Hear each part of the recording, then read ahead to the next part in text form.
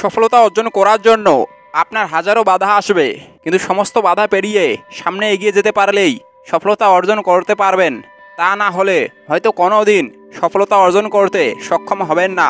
কাছের কিছু মানুষ আপনাকে কখনোই সফলতা অর্জন করতে দিবে না এবং চাইবেও না আপনি সফল হন।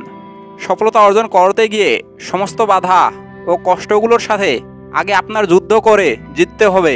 আপনার আশেপাশের বহু বাধা আসবে আর চারদিক থেকে আপনার আপনজনগুলো দূরে সরে যাবে, কিন্তু সব কিছু ভুলে আপনার এগিয়ে যেতে হবে। তাহলেই সফলতার মুখ আপনি দেখতে পারবেন। সফলতা অর্জনের পূর্বে অবশ্যই কিছু ধাপগুলো পেরোতে হবে, তাহলেই আপনার সফলতা অর্জন করা কামিয়াবি হবে।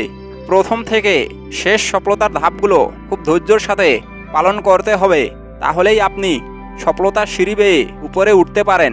সফলতা অর্জনের পূর্বে প্রথম ধাপগুলো আপনার অনেকটা সহজ হবে, আস্তে আস্তে ধাপগুলো বিষাক্ত কাটার মতো হয়ে যাবে। হ্যাঁ, তারপরেও আপনাকে পিছনে ফিরানো যাবে না।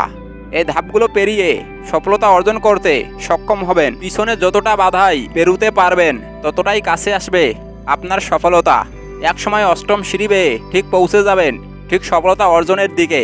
একবার সফলতা হাতে এসে পড়লে পিছনে সব কিছুই এমনিতেই ঠিক হয়ে যাবে।